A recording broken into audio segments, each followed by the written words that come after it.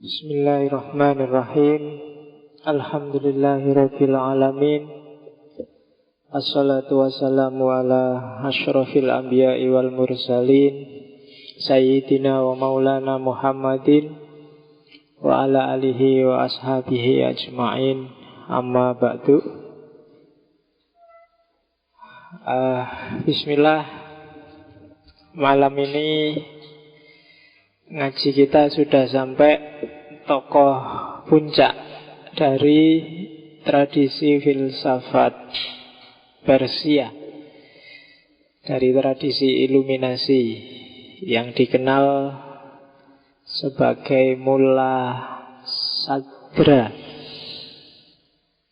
Mungkin teman-teman banyak dengar nama ini. Mungkin beberapa di antaranya juga merasa jauh dalam arti moco ora paham-paham. Sudah banyak di banyak mata kuliah, banyak sesi, banyak buku, banyak tulisan, jajal baca kok ya masih jelimet. Bukan apa-apa karena di Mullah Sadra banyak istilah-istilah teknis. Jadi sebelum belajar Mullah Sadra harus ngerti definisi operasional dari beberapa istilah. Kalau enggak mesti kalian bingung. Termasuk juga karena Mullah Sadra menggabungkan beberapa tradisi kefilsafatan sebelumnya, sehingga belajar Mullah Sadra juga sedikit banyak harus ngerti tradisi-tradisi sebelum kemunculan Mullah Sadra. Nama lengkapnya adalah Sadruddin. Ya, kalau pakai bahasa Indonesia bacanya Sadruddin, tapi maksudnya Sadruddin. Sadruddin itu bukan namanya, tapi gelarnya. Sama kayak Ghazali, Hujjatul Islam. Nah, Mullah Sadra ini Sadruddin. Sadruddin itu jantungnya agama. Nama aslinya Muhammad tok, tidak ada tambahannya apa-apa. Ayahnya namanya Ibrahim. Jadi Muhammad, anaknya Ibrahim, anaknya Yahya. Nama nabi-nabi semua keluarganya. Mbahnya namanya Yahya, ayahnya namanya Ibrahim, dia sendiri namanya Muhammad. Al-Qawami itu nama daerah, As-Sirozi juga nama daerah. Kalau Al-Qawami itu nama nisbahnya pada ayahnya, berasal dari daerah Qawam. Kalau Siroz itu nisbahnya pada Muhammad, Mullah Sadra sendiri, karena dia lahir dan hidup di Sirot. Meskipun sebagian hidupnya tidak di Sirot dan meninggal juga tidak di Sirot, tapi meninggal di perjalanan. Kalau mullah itu gelar, mungkin semacam kiai. Kalau dalam bahasa Arab sebenarnya mullah itu dari kata-kata maula, tuan, pelindung, itu maula. Cuma terus masuk Persia jadi mullah, pemuka agama, tokoh agama. Kalau di Iran biasanya punya semacam pesantren, masjid. Nah, pengelola masjid juga, mungkin ketua takmir di sini bisa dikasih gelar mullah. Oke, cuma ya biasanya kalau sudah levelnya mullah itu sudah ahli agama, menguasai cabang-cabang disiplin keilmuan kajian Islam. Cirinya kalau kajian Islam klasik itu kan disebut mullah kalau sudah ensiklopedik. Jadi hampir semua ajaran Islam sudah nyantol di kepalanya. Jadi sudah lanyah, nggak perlu buka kitab lagi. Itu levelnya berarti sudah level mullah. Jadi Mullah Sadra itu sebutan. Yang pertama Sadruddin itu gelarnya, mullah itu ya sebutannya. Kalau di Indonesia mungkin Kiai Sadra. Cuma bukan Kiai Sadra yang Jombang ya. Kiai Sadra yang Jombang kan misionaris. Tapi ini yang mullah, yang kiai Islam. Oke, Hidup di era dinasti Safawiyah sekitar abad 13 sampai 16. Kalau dihitung dijejer di era Safawiyah berarti era ketika Barat mulai bangun, mulai awal pencerahan itu di Islam lahir Mula Sadra. Tahun hidupnya agak sama dengan tahun hidupnya René Descartes. Jadi ketika Barat mulai terbangun dengan rasionalismenya, Islam memuncak. Jadi Barat mengawali pencerahan, Islam mengakhiri. Karena setelah Mula Sadra terus deklinasi. Sudah tidak lagi muncul banyak tokoh besar. Dinasti Safawiyah adalah dinasti yang madhabnya negara itu Syiah Isna Asyariyah. Safawiyah didirikan oleh seorang ketua tarekat sufi besar namanya Syekh Safiuddin Abdul Fattah Ishaq. Setahu saya kalau di dunia Islam ada 3 dinasti besar yang pendirinya adalah syekhnya tarekat. Selain Safawiyah masih ada lagi dinasti Muwahhidun. Kemudian ada juga sebelum Muwahhidun dinasti Murabitun. Dan 3-tiganya dinasti besar yang sukses selama berabad-abad. Jadi jangan dimarahi, jangan diharamkan kalau ada kiai masuk politik. Sopo ngerti bisa mendirikan dinasti besar yang sukses. Kalau hari ini kan banyak di sini sih. Kamu nggak terima kalau ada kiai masuk politik. Harusnya yang masuk politik itu yang gendo-gendo itu kan, yang rodok kurang ajar itu. Dan kalian marah-marah lagi kalau Indonesia rusak karena mereka. Salamu dewe kiai ini nggak boleh berpolitik. Oke, dinasti Safawiyah, keluarganya Mula Sadra itu keluarga bangsawan. Dia anaknya menteri, gubernur provinsi Fars. Dia anak tunggal. Jadi sudah pas kan modalnya. Pinter, cerdas, anak tunggal, anaknya menteri. Itu nanti yang dahsyat. Berarti kan modalnya punya. Kalau katanya Pierre Bourdieu, habitusnya sesuai, arenanya pas. Jadilah dia seorang Mula Sadra. Kalau kalian merasa hidupku kok rumet, jelimet, ndak maju-maju, ya biasanya hubungannya dengan itu. Kalian modal ndak punya, habitusnya jelek, arenanya kacau. Jadi yo nggak jadi-jadi akhirnya. Tinggal diatur kalian ingin jadi apa, ya sesuaikan habitusnya, cari modalnya dan cari arena yang tepat. Itu jalan kesuksesan, katanya Pierre Bourdieu. Dan itu dialami oleh Mula Sadra. Makanya kadang-kadang kan ada orang sudah cakep, kaya, pinter, pejabat lagi. Sementara kita yang jelek, miskin, bodoh. Orang yang kayak gini nih, mesti kan dia punya modal untuk cari istri, cari suami yang juga cakep, juga kaya, juga itu kan. Akhirnya ya anaknya lebih unggulan lagi. Sementara kita kan lakunya di level-level yang sama. Akhirnya ya turunannya sama. Jadi dari rendah jadi tambah rendah, dia yang tinggi jadi tambah tinggi. Oke, nah harus ada revolusi untuk bikin terobosan. Entah caramu gimana biar levelmu naik lah. Nggak dapat yang cakep nggak apa-apa asal kaya kan gitu. Kaya, nggak kaya juga nggak apa-apa asal anaknya menteri kan, naik kelas dikit-dikit. Oke, Mula Sadra nanti anaknya 5. 3 perempuan, 2 laki-laki.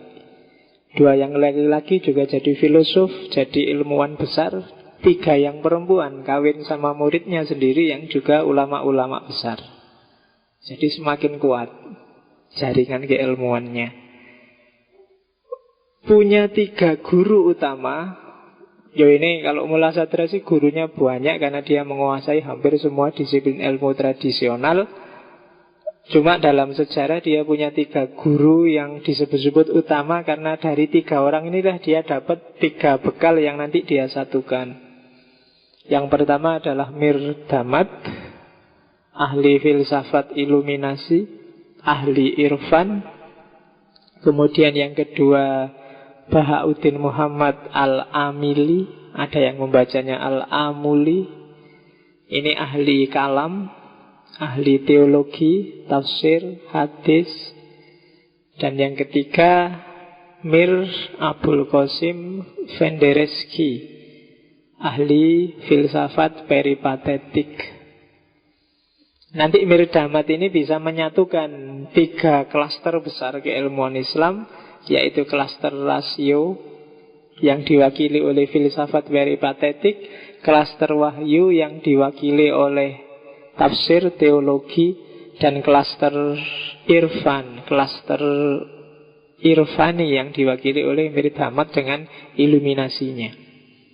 Makanya nanti teorinya Mullah Sadra disebut puncaknya tradisi intelektual Islam.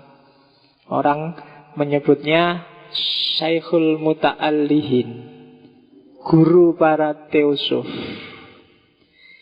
Teorinya yang paling terkenal kan orang mengenalnya sebagai hikmah muta'aliyah. Ada yang menerjemahkan hikmah muta'aliyah itu teosofi transendental. Ada yang menerjemahkan hikmah itu kearifan, muta'aliyah itu puncak. Hikmah muta'aliyah adalah kearifan puncak. Ya monggo terjemahnya apa, yang penting dari Mullah Sadra, teori itu. Dalam hidupnya meskipun dia tadi punya fasilitas, cuma dia juga mengalami banyak kegalauan, sama kayak Ghazali. Kegalauan itu adalah munculnya dari kelompok-kelompok yang bertentangan dengan dia. Yang pertama disebut kelompok akhbariyun, kelompok skripturalis. Yang kedua kelompok muhaddisun, ahli hadis. Dan yang ketiga kelompok fuqaha. Ini orang-orang generasi teologis, karena cara berpikirnya bayan, berdasarkan nas. Apalagi kelompok skripturalis, hanya mau menerima bunyi nas. Yang ada bunyinya, yang nggak ada bunyinya nggak. Nggak boleh bikin-bikin, itu namanya bid'ah. Nggak boleh nafsir-nafsir, nakwil-nakwil, karena itu berarti khurafat, bikin-bikin. Jadi ini yang sehingga pikiran-pikiran model filsafat peripatetik dikafirkan, model iluminasi disesatkan. Dan ini yang bikin Mullah Sadra saat itu galau. Galau bukan berarti bingung, tapi galau, ini yang benar yang kayak gimana sih? Kayak hari ini kita kan bingung kan, membaca bukunya kelompok keras, tapi lihat argumennya kok ya ada Quran, ada hadis. Mau dibantah gimana? Nggak dibantah kok rasanya nggak enak. Kan gitu kamu. Atau yang liberal. Yang liberal ini ya pikiran-pikirannya masuk akal, bisa diterima. Cuma kalau dijalankan kok ya gimana gitu. Apa bisa ya? Kan ada gitu kan yang sampai naik haji itu ya nggak cuma bulan Zulhijjah, nanti desekan. Ganti aja bulan-bulan apa tahun baru apa tahun-tahun yang nggak desekan. Lo masuk akal kan? Walau emangnya Gusti Allah nggak tahu kalau kita tidak bulan Zulhijjah? Apa Allah datang ke sana bulan Zulhijjah aja kan? Nggak kan gitu. Ya masuk akal. Cuma ya masuk kayak gitu. Jadi bingung dia. Mullah Sadra mikir, dikritiki sama kelompok-kelompok tekstualis itu dia bingung. Terus dia uzlah. Uzlah sekitar, ada yang bilang 7 tahun, ada yang bilang 11 tahun. Menjalani laku sufi. Dia nyari kebenaran alternatif. Sampai mengalami kasyaf. Di situ dia dapat khazanah baru. Ternyata ada disiplin keilmuan yang tidak teologis, juga tidak rasional, tapi membawa pencerahan. Persis kayak Ghazali. Dan setelah kasyaf itu dia balik lagi. Jadi dia aslinya dari Siraj. Waktu uzlah dia datang ke sebuah desa kecil di dekatnya Qum. Qum itu kota pelajarnya Iran. Bagi yang ingin belajar Syiah atau tradisi-tradisi Iran, silahkan datang ke Qum. Di sana kalian bisa belajar banyak. Dulu saya pernah ke sana 2-3 bulan, hampir 3 bulan di sana. Jalan-jalan aja, nggak belajar apa-apa. 3 bulan dapat apa? Cuma ya lihat-lihat perbandingan. Jadi kalau di sana tradisi intelektualnya hidup. Tidak kayak Jogja yang kota pelajar. Saya masih geliatnya, saya mulai agak samar-samar. Kalau di Qum masih bau skolastiknya masih kuat. Meskipun bagi orang di luar Jogja masih, saya kemarin ketemu teman dari Jakarta itu masih bangga dengan Jogja. Dianggapnya Jogja itu masih skolastik, masih gairah intelektualnya masih kuat dan tidak tergoda oleh TV, tidak tergoda oleh itu. Tak bilangin nggak tergoda oleh TV itu bukan berarti mereka tidak mau masuk TV, kan tidak laku aja. Coba TV-nya nawari mesti rebutan mereka masuk TV. Kalah cepet sama yang di Jakarta. Jadi Mula Sadra uzlah selama 7 atau 11 tahun. Terus kembali lagi ke Siraj, dibikinkan sekolahan, diangkat jadi guru, dan mulailah aktivitasnya sebagai seorang intelektual, melahirkan konsep-konsep besar filsafat Islam yang nanti dikenal sebagai hikmah muta'aliyah. Meninggalnya di Irak, di Najaf, waktu dia naik haji yang ke-7 kali. Dan Mula Sadra kalau naik haji jalan kaki. Dan ketika dia naik haji yang ke-7 terus dia meninggal. Nggak kayak sekarang kan naik haji itu kan sudah enak. Kalau dulu jalan kaki, meskipun mungkin bisa naik kendaraan, tapi Mula Sadra lebih milih jalan kaki. Ilmuwan itu kan sok gitu, punya gaya sendiri. Mungkin sambil jalan kaki, sambil apalan, sambil belajar, sambil nyari ilmu dan sebagainya. Tradisi kayak gini mungkin kalau di barat masih hidup. Orang kalau lagi ngapain, nganggur, ngantri apa-apa, yang dipegang buku. Coba kalian lihat ngantri nonton apa gitu, sambil ngantri panjang itu dia mesti sambil pegang buku-buku kecil, sambil pegang apa. Kalau kita kan enggak, jangankan ngantri, wong di kelas saja ya enggak pernah pegang buku. Iya. Jadi ilmunya tidak fis sudur dan juga tidak fis sudur, tapi di laptop. Tuhannya Google. Oke, ini setting historisnya. Epistemnya, epistem itu nalarnya. Dari Mula Sadra. Jadi Mula Sadra dikenal bisa menggabungkan 3 khazanah. Yang pertama khazanah Masya'iyun, yang kedua khazanah Isrokiyun, dan yang ketiga khazanah Jadaliyun.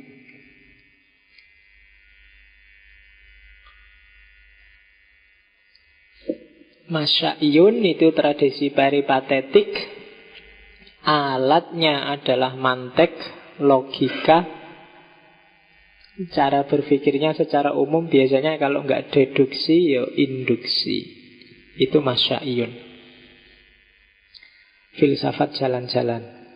Yang kedua Isrokiyun. Isrokiyun itu cara berpikir yang alatnya adalah intuisi, direct experience, pengalaman langsung. Sifatnya subjektif. Kalau yang rasional tadi biasanya sifatnya cenderung objektif, kebenaran untuk semua. Kalau yang Isrokiyun, kebenaran hasil pengalamanku sendiri. Dan yang ketiga, tradisi Jadaliyun. Tradisi Jadaliyun ini tradisi dialektika, tradisi dialogis, yang punya biasanya para mutakallim, para teolog. Seperti di kajian kalam dan fikih. Disebut jadaliyun karena isinya biasanya jidal, perdebatan mencari kebenaran.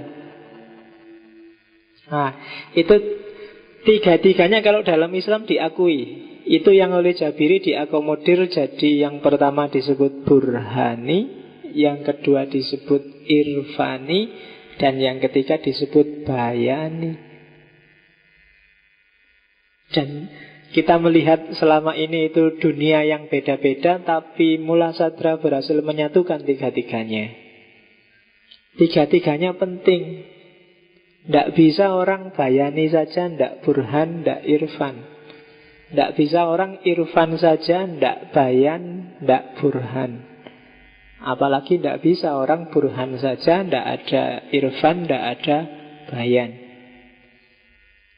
Wahyu, akal, batin, visi batin. Kalau bahasanya Ghazali, kolab. Wahyu saja tanpa akal nggak ada gunanya. Kan sering tak jelaskan itu kan, kalau ada orang tanya mana lebih penting wahyu atau akal, dua-duanya penting. Dia tidak bisa dihierarki. Bisanya diseri, dijejer. Kenapa? Karena wahyu kalau nggak ada akal, wahyunya nggak bunyi. Kalau akalmu mati, saya nggak mau pakai akal pak, saya Quran saja. Iyalah Quran saja, emangnya kamu bacanya, memahaminya nggak pakai akal? Tetap harus pakai akal. Atau yang akal, saya nggak mau wahyu, saya akal saja. Lah ya kalau akal saja, dasarnya apa? Ya kamu bisa sih spekulasi ngawur, tapi kan sudah out of context. Ini kan ngomong tentang Islam, ngomong tentang agama. Kalau wahyunya nggak dipakai, ya kehilangan basis, kehilangan dasar. Mungkin rasional hasil pikiranmu, tapi nggak ada dasarnya, nggak ada sumbernya. Wahyu penting, akal juga penting. Jadi tidak perlu kita debat lagi mana yang lebih utama, wahyu atau akal. Podo wae, podo utamane. Akal itu tidak ada dasarnya kalau nggak ada wahyu, dan wahyu akan bisu kalau nggak ada akalnya. Itu persis kayak waktu orang Khawarij komplain pada Ali bin Abi Thalib. Ali, kamu kafir karena memutuskan sesuatu kok pakai pikiranmu itu loh. Harusnya kan pakai Quran. Kita kan orang Islam. Terus Ali bin Abi Thalib tersinggung, diambil Quran. Ini loh Quran itu, ditaruh. Cek. Coba kamu tanya sekarang Quran, dia bisa ngasih solusi apa? Dia adalah sesuatu yang bisu, yang membunyikan siapa kita. Membunyikannya pakai akal.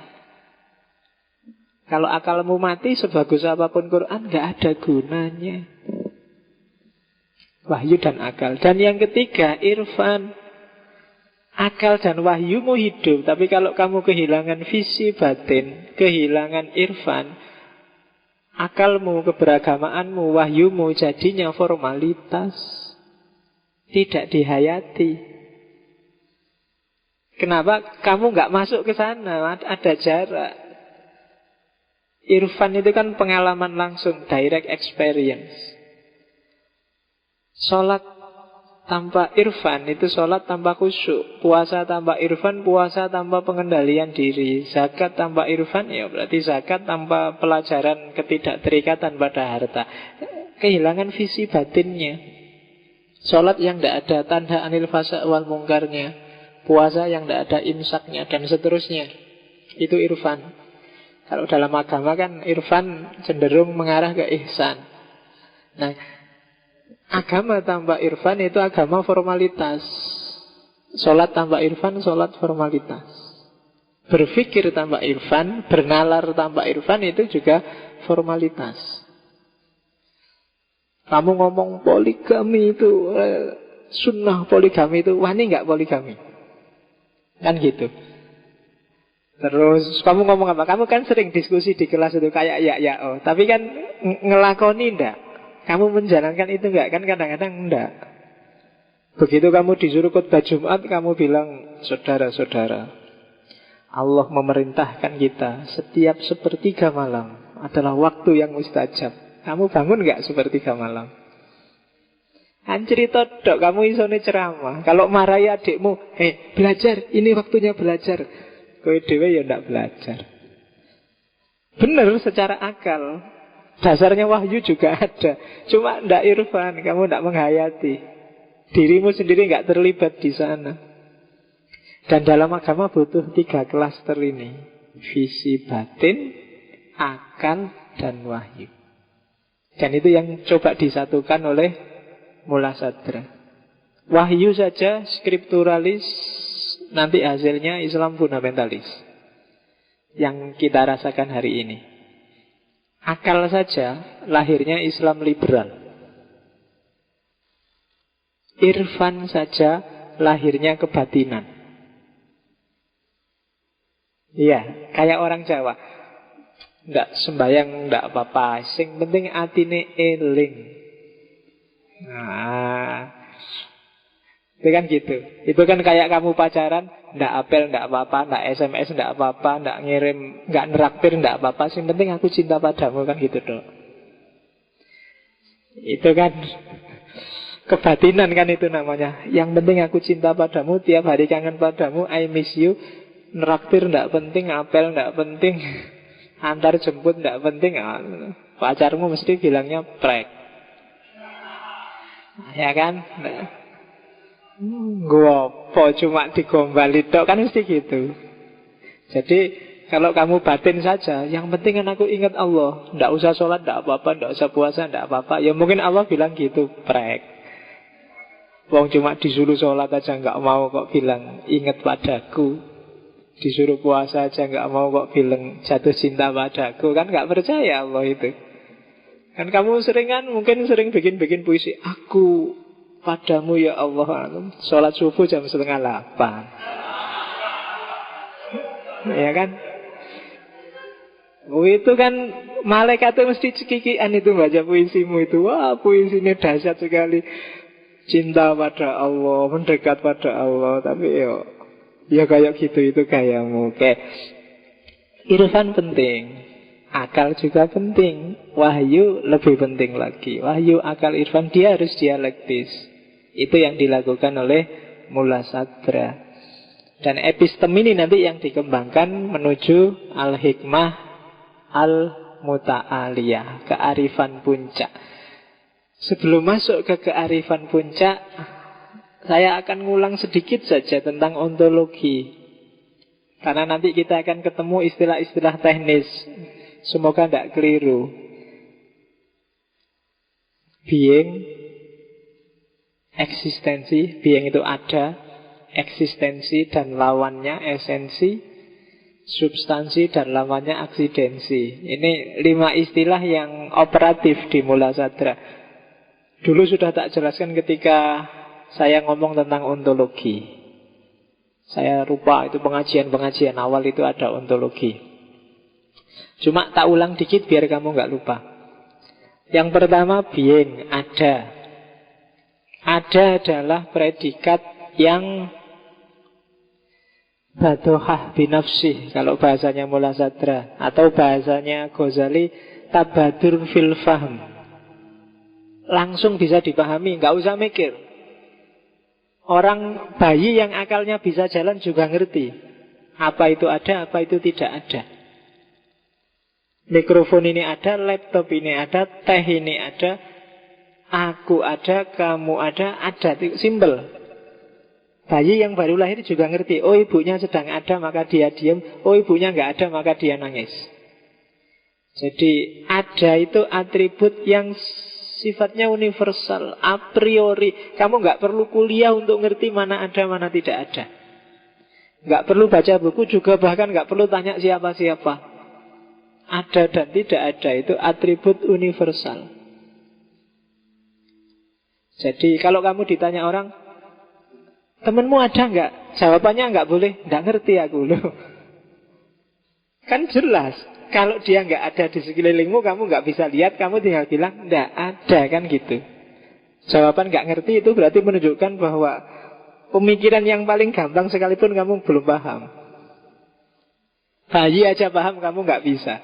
Kadang-kadang kan gitu. Temenmu ada nggak? Nggak tahu ya. Loh kok nggak tahu? Kan tinggal bilang ada nggak. Kalau nggak ada, di sekelilingmu bilang aja nggak ada. Kalau ada, bilang ada. Jawabannya jangan nggak tahu. Nah, si A ada nggak hari ini? Nggak tahu ya Pak. Lo kan tinggal dilihat. Ada apa enggak kan gitu aja. Kan kadang-kadang gitu di kelas kalau di absen itu. Ada atau tidak ada kan itu aja. Jangan dijawab nggak tahu. Nggak tahu Pak kemana. Loh, yang penting kan nggak ada. Urusan kemana urusan selanjutnya. Dosennya kan cuma bahas ada atau tidak ada. Oke. Ada yang hadir Pak. Saya hadir Pak. Dilengkapi. Ya dosennya yang ngerti lah. Meskipun nggak ditambahi saya, ya kamu yang hadir. Oke.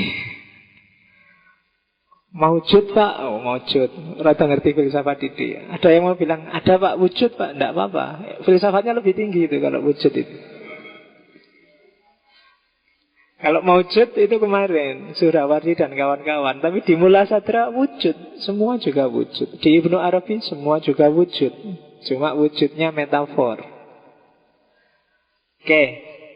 Dan ada itu mendahului semua atribut yang lain, termasuk atribut realitas dan eksistensi. Ada pasti dapat diketahui. Aku orang Indonesia, aku manusia, aku hewan, aku ada, itu bisa diketahui. Dan secara umum para filosof barat, timur, klasik, modern, kalau ngomong ada biasanya dibagi 3. Yang pertama tidak ada. Di situ tak tulis 2. Yang kedua sungguh-sungguh ada. Yang ketiga mungkin ada. Nah, kalau di Mula Sadra nanti ada yang sungguh ada dan mungkin ada jadi satu. Dan yang kedua nyata ada dan tampak ada jadi satu. Ada bedanya. Ada yang tampak ada tapi sebenarnya nggak ada. Ada yang nyata ada. Itu. Sebenarnya ini operatif di pikiranmu. Kamu nggak perlu belajar filsafat juga sudah ngerti. Cuma begitu di filsafati jadi ruwet sekarang. Karena teori itu tugasnya itu bikin kamu jelimet. Padahal selama ini kamu juga sudah paham. Coba dilihat klaster kedua. Selain ada ya, nanti ada atribut, ada tampak, ada nyata atau real, ada eksistensi, ada esensi, ada substansi, ada aksidensi. Ini panjang ini. Tadi kan ada. Ada itu paling gampang dipahami. Catatan pertama, tidak semua yang ada itu tampak. Ya kan? Kamarmu ada, tapi sekarang kan nggak tampak adanya kamarmu oleh dirimu. Bahkan mimpimu itu ada, tapi dia nggak tampak. Kalau kamu jatuh cinta, cintamu itu ada, tapi cinta itu yang apa sih kamu nggak akan bisa lihat. Itu yang gaib-gaib. Jadi kalau dalam agama yang tidak tampak itu kan yang disebut gaib itu kan. Jadi alam gaib itu alam yang tidak tampak, tidak bisa diakses oleh panca indera. Misalnya di Jalan Kaliurang ada sate yang enaknya luar biasa. Karena kamu nggak ngerti di mana itu dan enaknya kayak gimana, maka sate di Jalan Kaliurang adalah gaib bagimu. Termasuk kelompok alam gaib. Kenapa? Karena nggak nyata bagimu, nggak tampak olehmu, kamu nggak ngerti. Jadi alam gaib itu tidak perlu kamu jelimet-jelimet alam yang kamu belum nggak bisa akses. Itu gaib. Lewat panca indramu. Itu kan gaib. Meskipun itu alam hantu-hantunan, tapi kalau dukun yang bisa lihat, wah ada putih-putih, wah ada merah-merah, itu sekarang berdarah-darah kayak gitu. Berarti dia itu tidak gaib lagi. Jadi bagi dukun-dukun tidak ada alam gaib yang itu. Mungkin alam gaibnya dukun-dukun itu alam gaib yang beda lagi. Karena dia mungkin nggak ngerti dugem ya. Dugem itu bagi kiai-kiai, dukun-dukun alam gaib. Karena kan gitu cumaan. Bagi yang tidak pernah ke misalnya New Zealand, misalnya kamu ngertinya apelnya saja, New Zealandnya nggak ngerti. New Zealand itu kan alam gaib. Kamu nggak ngerti ada apa, kayak gimana, seperti apa di sana. Tidak semua yang ada itu tampak. Kebalikannya, tidak semua yang tampak itu nyata. Kira tuh rumit ini mikirnya. Kadang-kadang kamu tampak sesuatu tapi dia tidak nyata. Macam-macam. Bisa salah pandang, bisa salah persepsi, ya kan? Bisa ada distorsi-distorsi. Misalnya, teh ini tampak bagiku, lumayan. Ini ono teh, manis mesti. Begitu tak minum, nggak terlalu manis. Ternyata manisnya teh ini tidak nyata, meskipun tadi tampak padaku. Jadi tidak semua yang tampak itu nyata. Kamu sudah lama naksir, tiap hari ngelirik-ngelirik, tiap kali ketemu dia senyum padamu. Kelihatan benar dia senyum, nyata ini mesti jatuh cinta padaku. Begitu kamu tembak kok malah ditolak.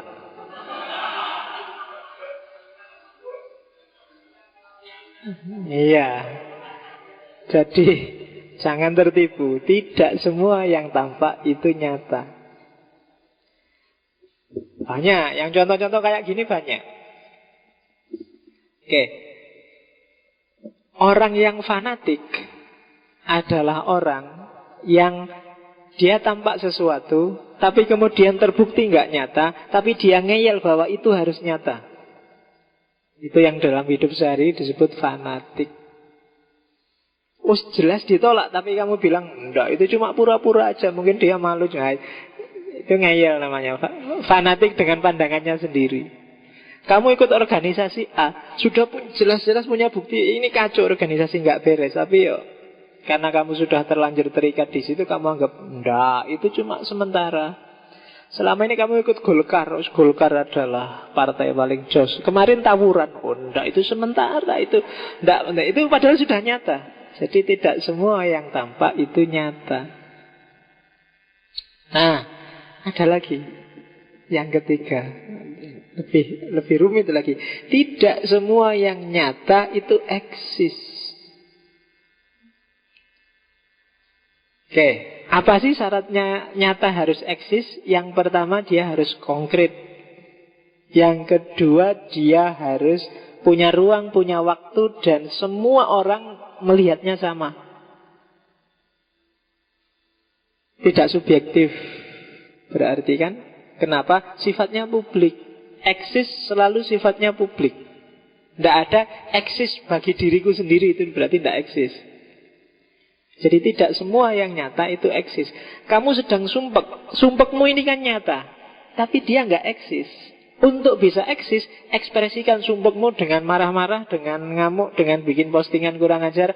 Nah itu baru eksis. Tapi kalau masih kamu pendam di dalam, itu belum eksis, meskipun dia nyata bagimu. Jadi tidak semua yang nyata itu eksis. Jadi kalau ada orang tanya, mbok kamu yang eksis, nah itu berarti ekspresikan apa keinginanmu, apa kemampuanmu secara nyata, secara publik, biar orang juga bisa mengaksesnya. Nah, lawannya eksistensi itu esensi. Kalau eksistensi itu ekspresi keluar, kalau esensi itu hakikat terdalam. Saya ngajar kayak gini, itu kan eksis, eksisten, kalian bisa ngakses. Apa sih esensi dari saya ngajar hari ini? Nah, itu kan, itu namanya esensi. Esensi misalnya, ngajarnya itu hari ini cuma pingin show off, pingin ria, pingin itu esensi namanya.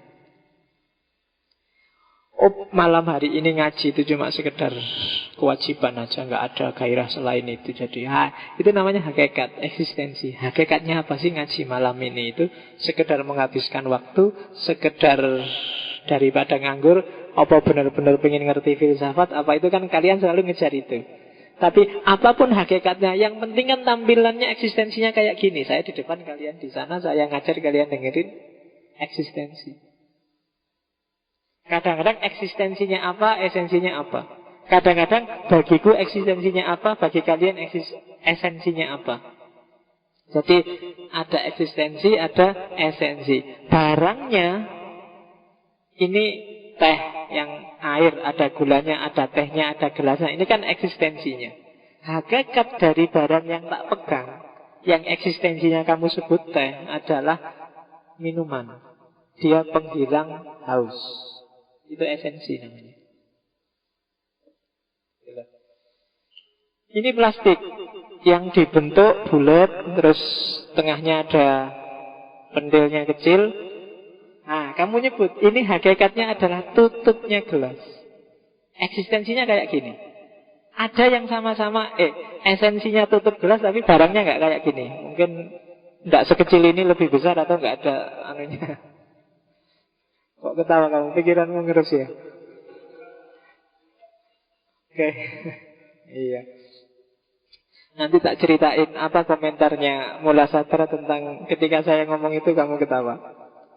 Ada teorinya di belakang. Oke. Jadi esensi seperti itu. Ini kan barangnya cuma persegi, terus ada tombol-tombolnya di tengah. Namanya remote. Esensinya adalah untuk menyalakan, menghidupkan, membesarkan. Kalau TV ya TV, kalau alat elektronik lainnya itu esensinya. Nah, nanti ada lagi namanya substansi.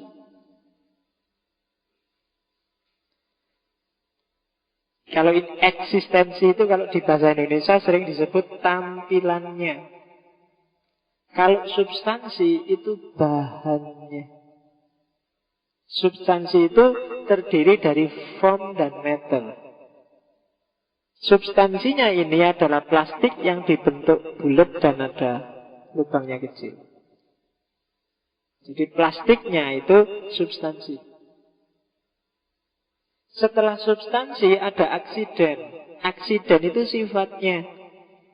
Oh, ini warnanya biru muda. Beratnya sekitar 3 kilo. Agak anget dikit karena habis di atas. Nah, itu aksiden. Substansi itu kalau itu hilang, ini juga hilang.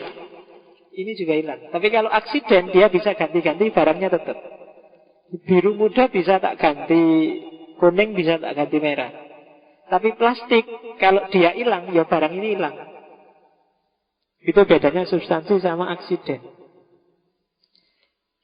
Tembok itu kan substansinya adalah pasir, semen, bata, kan gitu. Itu substansinya yang digabung jadi satu dengan nama tembok. Tampilannya semacam itu eksistensinya.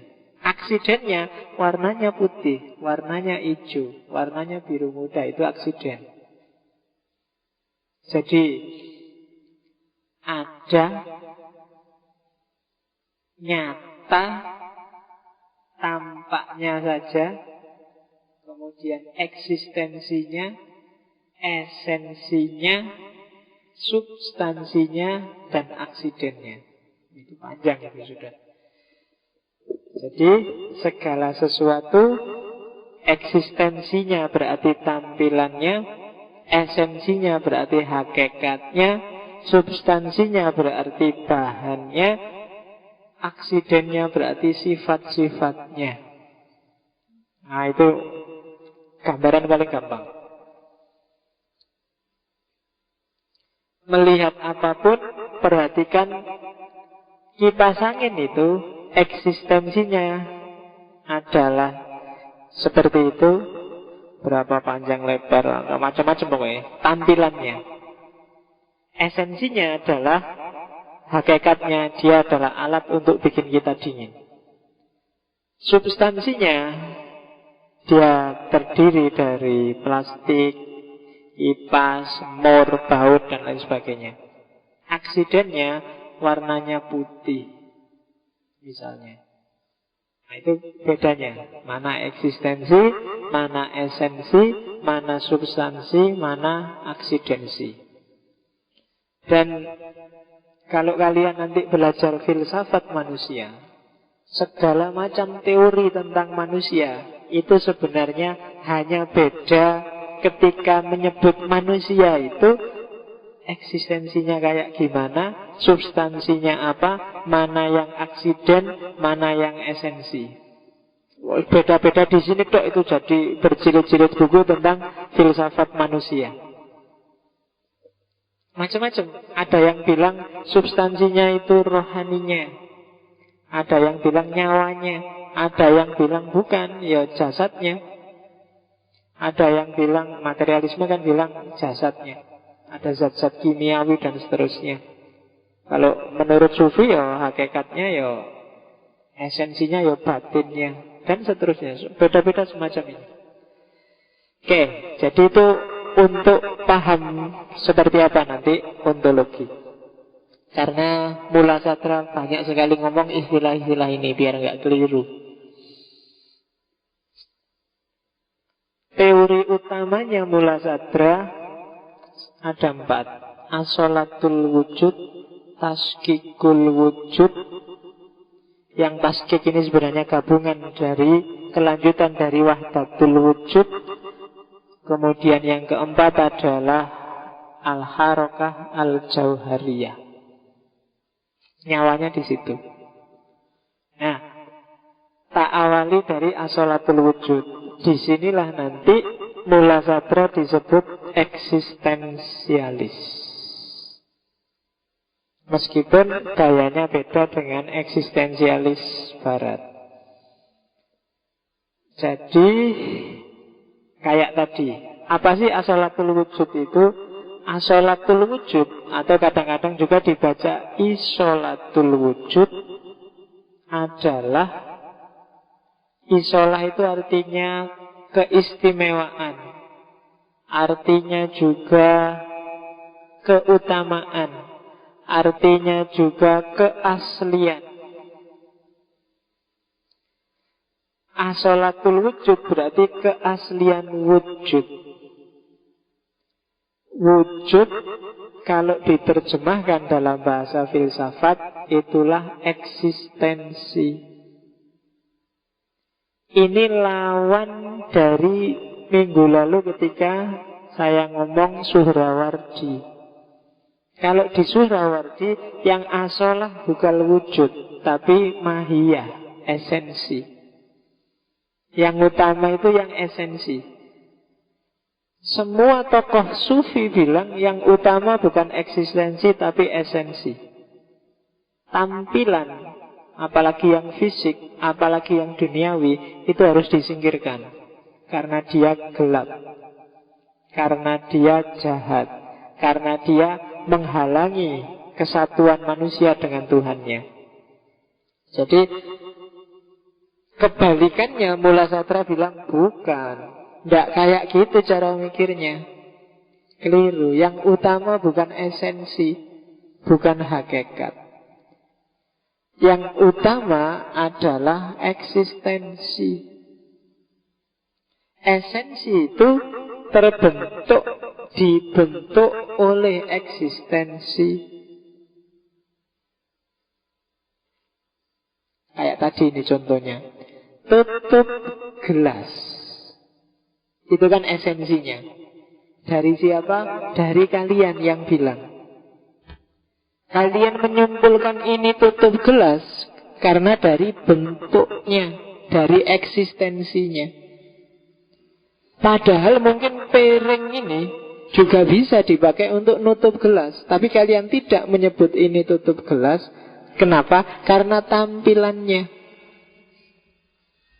Berarti kalian tadi menyimpulkan ini tutup gelas kan dari eksistensinya, dari tampilannya. Catatan pertama. Catatan kedua, yang bilang tutup gelas kan kalian. Berarti esensi itu datangnya belakangan, dikonsepkan oleh orang. Karena bagi kalian ini tutup gelas. Mungkin bagi adikmu yang kecil, yang belum ngerti tentang konsep tutup gelas, begitu kamu kasih ini dipakai main-main gitu. Jangankan yang tadi, kamu tadi lihat bentuk kayak gini aja kan ketawa, karena kamu sambungkan dia dengan sesuatu yang lain. Loh ya kan, padahal ini mek tutup gelas, tapi hakikatnya kamu ganti. Dari mana sih kamu bisa menyambungkan ke sana? Kan pasti dari eksistensinya, dari tampilannya. Tampilannya mirip Pak, kan gitu terus. Iya kan? Yang bikin kamu menyimpulkan ke sana kan tampilannya, eksistensinya. Jadi mahiyah, esensi yang tutup gelas atau apa tadi, itu kan sifatnya iktibariyah, rekaan manusia. Jadi justru yang penting pertama-tama itu eksistensinya, bukan esensinya. Esensi itu muncul belakangan setelah eksistensi. Jadi tidak ada sifat bawaan kalau dihubungkan dengan manusia. Nggak ada anak yang sejatinya soleh atau anak yang sejatinya jahat. Nggak ada. Manusia itu tergantung eksistensinya. Kalau kamu puasa Senin Kemis rajin, sholat malam rajin, tiap hari zikir, sholat duha bagus, terus orang bilang, wah kamu anak soleh. Kan gitu. Kalau kamu sholat males, kuliah tiap hari, bolos, skripsi nggak jadi-jadi, terus kamu bilang, Pak, saya itu aslinya soleh dan rajin loh Pak. Nah orang kan nggak percaya. Kenapa? Eksistensimu nggak bunyi kayak gitu. Jadi tidak ada kok sejatinya Pak, aslinya saya itu ganteng loh Pak. Cuma itu tidak ada aslinya. Dilihat aja tampilannya kayak gimana, orang bunyi sendiri nanti. Jadi orang akan mengambil iktibar sendiri dari eksistensi. Jadi yang pertama-tama bukan esensi, nggak ada makna awal, makna sejati yang dibawa, enggak. Jadi tidak esensi dulu, tapi eksistensi dulu. Lihat sesuatunya dulu, terus kamu simpulkan. Barangnya sama-sama tato misalnya, tapi hakikat tato mungkin bagi kepala si A dia simbol premanisme, bagi kepala si B dia itu seni loh. Yang menentukan kan gambarnya, bukan kok tato itu membawa esensi ke premanan. Enggak, bagi orang lain dia bukan preman, dia seni. Jadi esensi bukan sesuatu yang dibawa atau hidup sendiri. Esensi tergantung pada eksistensi. Esensi tidak memiliki dirinya sendiri. Kalau para sufi bilang untuk menyingkirkan eksistensi, kalau di Mula Satra, kalau di Mula Satra justru ya tidak bisa eksistensi disingkirkan. Justru kalau eksistensi disingkirkan, orang kehilangan esensi. Yang disebut baik, soleh, dekat dengan Tuhan, disayangi Tuhan, itu kan dari eksistensinya. Kalau hidupmu tiap hari subuhnya 7:30, isaknya nyambung sama subuh, zuhurnya kadang-kadang mendekati asar misalnya, lo kan otomatis orang ngomong, ya nggak mungkin kamu disayangi Tuhan. Kan gitu. Dan tidak disayang Tuhan itu kan atribut yang nempel padamu karena eksistensimu. Jadi isolatul wujud, kemendasaran, keaslian wujud, keaslian eksistensi, bukan isolatul mahiyah. Kalau di Surawardi kemarin, yang esensial itu mahiyahnya, esensinya. Wajah bisa macam-macam, tapi intinya sama. Kan gitu yang dibilang Surawardi kemarin. Tidak ada inti yang sama. Penentunya justru wajahnya. Dari wajah kamu tahu ini orang ramah atau marah, kan gitu. Dari tampilannya kamu ngerti. Misalnya Indonesia adalah bangsa yang ramah. Tergantung eksistensinya. Kalau sekarang ngamuan orang Indonesia, apa ya masih relevan bisa disebut Indonesia bangsa yang ramah? Indonesia bangsa yang ramah kalau pas dia ramah. Kalau enggak ya enggak. Kenapa? Nggak ada sifat bawaan, nggak ada esensi yang abadi. Jadi esensi, hakikat itu bentukan dari pikiran kita sendiri. Kalau kamu bikin skripsi, terus ada pertanyaan, apa sebenarnya hakikat kali ini? Itu seolah-olah kamu mengejar sesuatu yang jauh sekali dalam, padahal itu enggak, itu gawenane pikiranmu dewe. Kamu sendiri yang, ternyata hakikatnya pikirannya ini itu ini loh. Lihat dari kamu sendiri. Apa iya yang itu hakikat? Ternyata sapa wis Pangeran Diponegoro itu seorang pejuang yang sejati yang itu. Itu kan hakikat menurutmu. Padahal mungkin peneliti yang lain melihatnya nggak kayak gitu. Ah, Pangeran Diponegoro itu egois gara-gara tanah kuburan nenek moyangnya di Belanda terus ngamuk sampai segitunya mengorbankan banyak orang. Loh, beda. Hakikat yang benar yang mana? Apa dari peneliti pertama apa peneliti kedua, kan susah. Oke, jadi esensi tidak memiliki dirinya sendiri. Keberadaan esensi karena dia punya hubungan dengan eksistensi. Dan eksistensi kalau ditarik-tarik nanti belakangan nyampe pada Tuhan. Itulah isolatul wujud, kemendasaran eksistensi. Jadi eksis dulu, baru cari makna. Bukan makna dulu terus kamu baru eksis. Itu kalau di Mula Sadra. Nah, dari isolatul wujud masuk ke taskikul wujud. Taskikul wujud kalau yang tadi yang isolatul wujud kan kelihatan bau peripatetiknya, ngomong tentang eksistensi, ngomong tentang esensi. Begitu masuk ke taskik, kelihatan bau iluminasinya. Taskikul wujud kalau di Mula Sadra itu pengembangan lebih jauh dari wahdatul wujud. Kemarin di Mula Sadra waktu ngomong wahdatul wujud di Ibnu Arabi, di antara idolanya Mula Sadra juga Ibnu Arabi. Di Ibnu Arabi kan semua realitas adalah cerminan Tuhan. Itu yang bikin orang yang tidak ngerti menuduh Ibnu Arabi panteisme. Teori itu disempurnakan oleh Mula Sadra dengan taskikul wujud, gradasi wujud. Iya, semua adalah cerminan Tuhan, semua adalah cahaya Tuhan, tapi sifatnya gradasi. Jadi tidak bisa kok yang di sana kemarin tak simbolkan kaca itu kan, nggak bisa kok disebut yang di sana itu Tuhan, yang di sana itu Tuhan, nggak bisa, karena dia hanya salah satu gradasi, bentuk parsial, gambaran tertentu, level tertentu dari ketuhanan. Analoginya kayak matahari atau cahaya matahari. Kalau di Mula Sadra, cahaya matahari itu kan bisa disebut matahari, tapi sebenarnya dia bukan matahari, dia cuma cahayanya. Dan sifatnya kan gradasi, semakin jauh semakin gelap, semakin dekat semakin terang.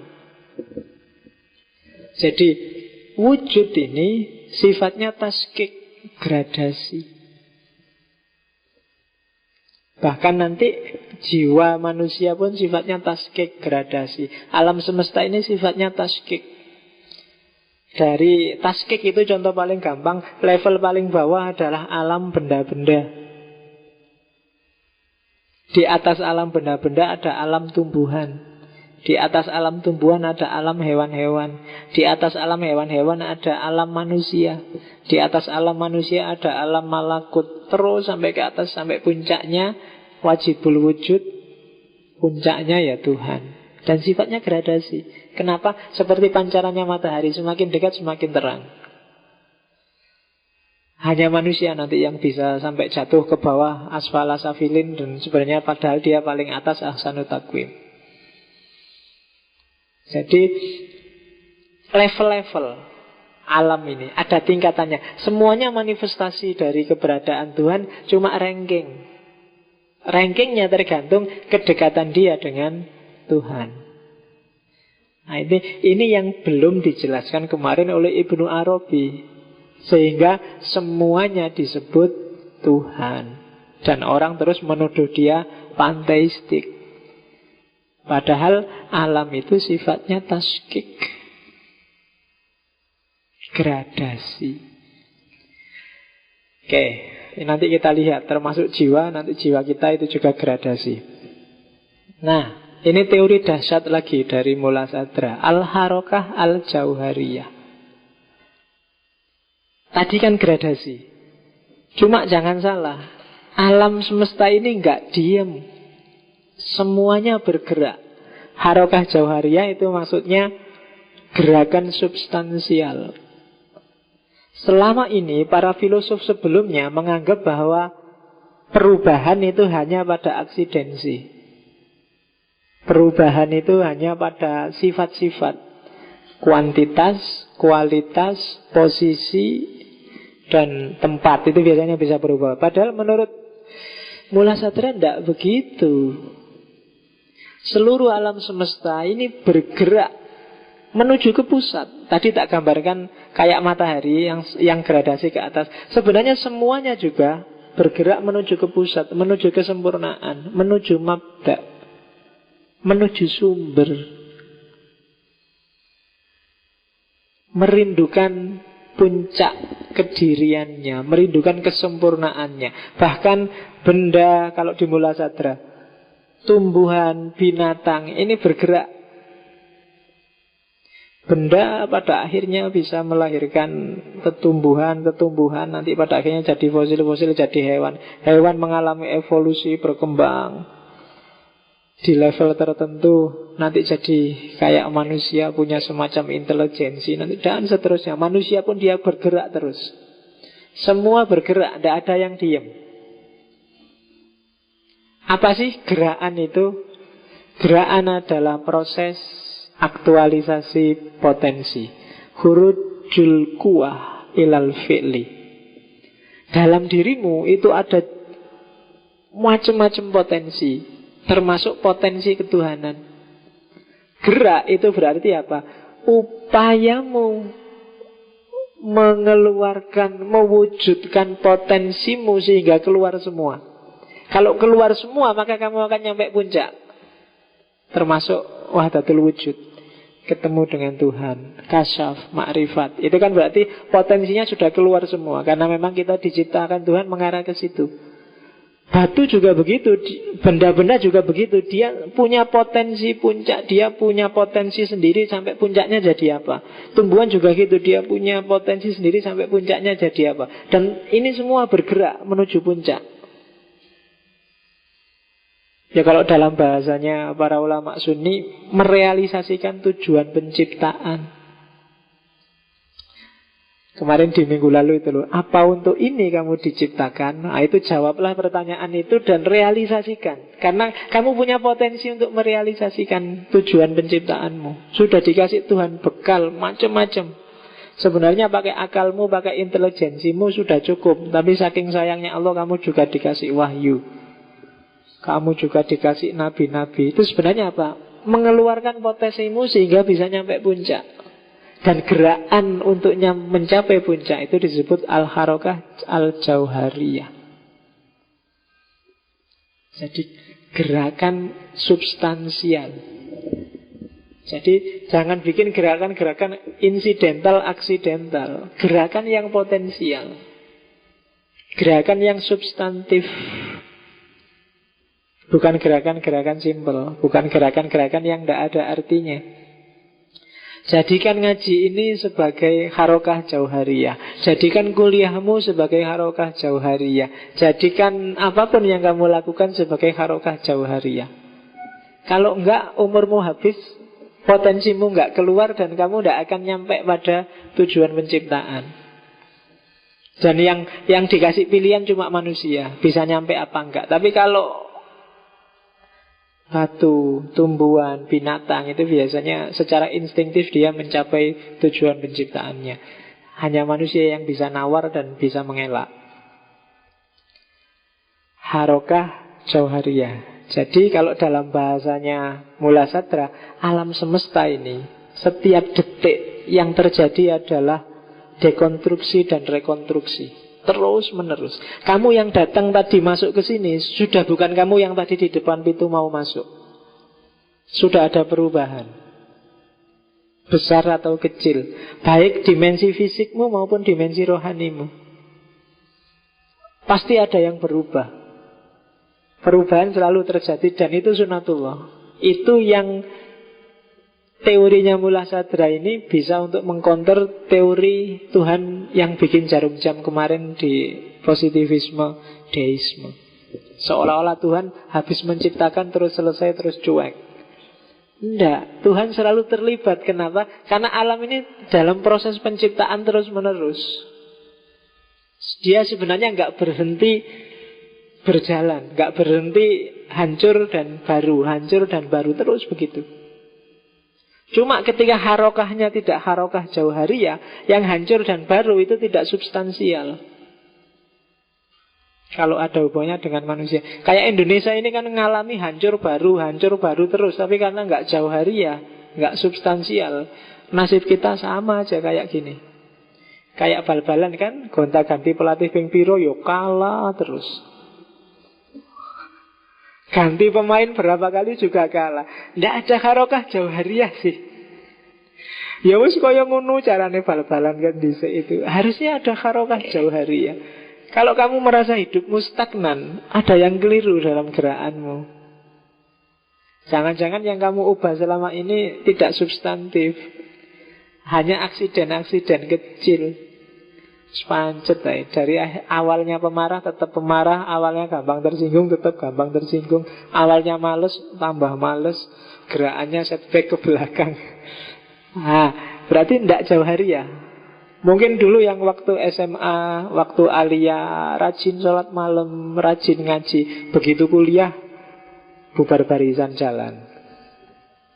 Males ngaji, males sholat malam. Wah, itu berarti harokahnya tidak jauhariyah. Kamu gradasinya gradasi ke belakang, gradasi turun. Substantif, harus gerak, mengaktualkan potensimu. Bahkan orang barat sudah menemukan ternyata pikiran kita hanya dipakai 10%. Allah ngasih 100, kita cuma pakai 10. Itu pun kita masih suka kemenyek, suka gaya. Padahal cuma 10%. Merasa pinter, merasa jos, merasa baru 10% itu. Coba kita aktualkan potensi itu. Kalau ada orang hafal Quran, kita melongo, wah kok bisa ya hafal Quran. Ada orang hafal hitung-hitungan, ngitung cepat, wah kok bisa ya. Seolah-olah itu luar biasa. Padahal yang parah itu kita, mereka biasa.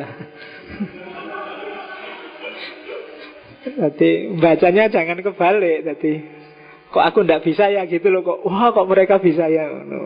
Sebenarnya mereka itu biasa-biasa aja. Memang punya potensi untuk itu. Hanya kita yang tidak nyampe ke sana. Kenapa? Harokah kita lambat. Atau jangan-jangan setback karena tidak jauhariyah. Maka kita butuh gerakan yang substantif, yang membawa kita semakin dekat menuju kesempurnaan. Sebenarnya seperti dalam pikirannya para sufi, hati kita, dorongan jiwa kita itu selalu menuju kesempurnaan, selalu menuju Allah, selalu menuju asal-usul kita. Memang asal-usul kita dari Allah. Cuma kok tidak terasa, itu karena sangat banyak yang menghijab, yang menabiri diri kita, sehingga kita lupa bahwa kita kangen pada Allah itu sebenarnya. Dan kita tidak bisa mendeteksi rasa kangen itu karena terlalu banyak urusan, macam-macam isi pikiranmu kan. Yang menabiri itu banyak, jadi kamu lupa. Padahal kembali ke asal-usul itu kan fitrah. Kayak kamu kalau pulang kampung kan mesti seneng. Kecuali yang takut ditagih skripsi, apa ditagih kalau tidak lulus-lulus.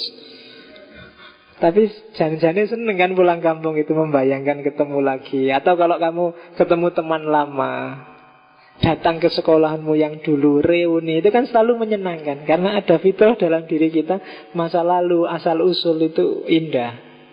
Dan itu kalau ditarik terus ke atas, sebenarnya kita merindukan asal-usul kita yang puncak, yaitu Allah. Hanya saja karena kita agak gelap, gradasinya agak terlalu gelap, jadi tidak bisa mendeteksi kerinduan itu. Bahkan Allah kan kita jadikan sarana untuk merealisasikan keinginan-keinginan kita yang tidak substantif. Ya Allah, mbok saya dikasih kaya. Ya Allah, ayah nilainya besok. Ya Allah, tidak substantif, nanggung. Terlalu kecil kalau cuma nilai A, kalau cuma kaya, kalau cuma dapat istri cantik. Minta yang lebih besar, yang lebih substantif.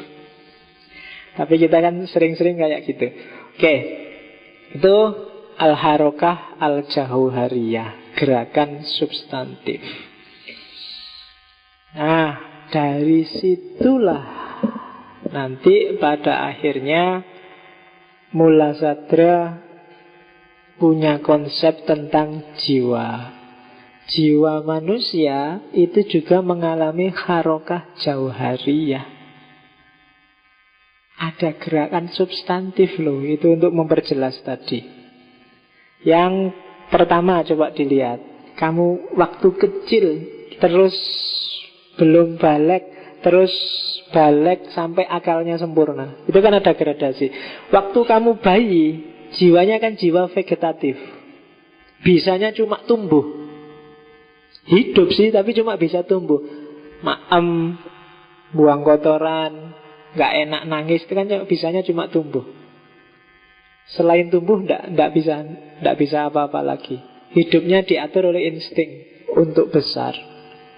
Setelah itu jiwamu berkembang jadi jiwa hewan. Hewan sudah punya ambisi, sudah punya hasrat, sudah punya nafsu. Jiwa hewan.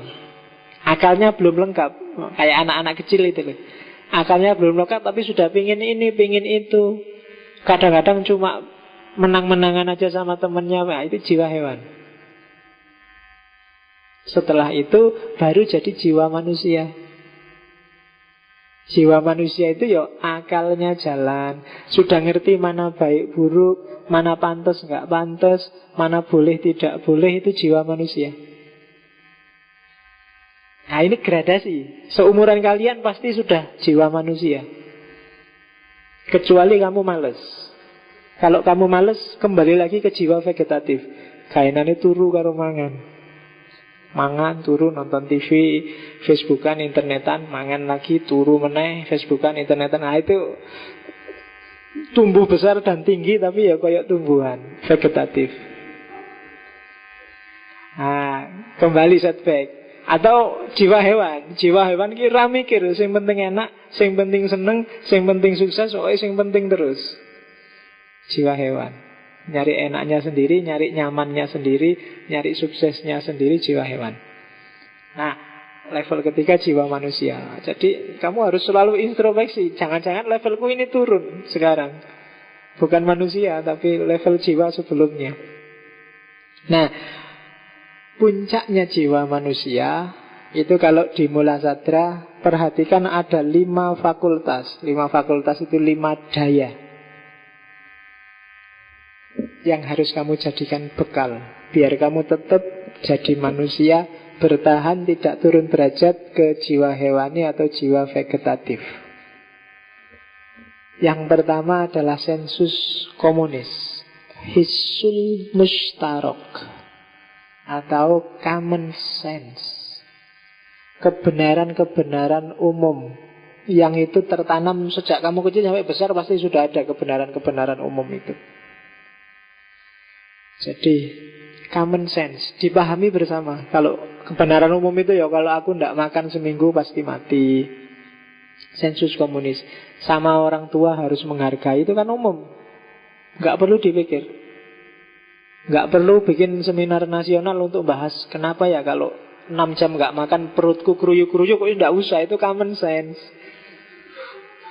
Untuk yang common sense kamu nggak perlu diskusi panjang-panjang. Semua orang juga sudah ngerti kalau kamu nggak makan-makan juga perutmu keruyuk-keruyuk. Nggak perlu lari ke perpus nyari referensi dulu, Pak, kebenarannya gimana ini, nggak usah. Kemantepan. Jadi sensus komunis, hissul mustarok, ngerti dewe kamu, nggak usah ditanyakan. Orang hidup juga selalu pasti ngerti itu. Kok aku deg-degan, Pak, dekat lawan jenis? Nggak apa-apa, itu hissul common sense sudah. Kamu ngerti sendirilah. Nggak usah nyari referensi, nyari buku, bikin seminar internasional, download video untuk belajar itu, nggak usah. Sudah ngerti sendiri kamu, nggak usah belajar. Oke, sensus komunis, alat pertama. Ini patokanmu. Kalau yang sensus komunis saja kamu masih belum paham, itu alamat. Jangan ngaku jadi orang dewasa. Hanya anak kecil yang nggak ngerti common sense.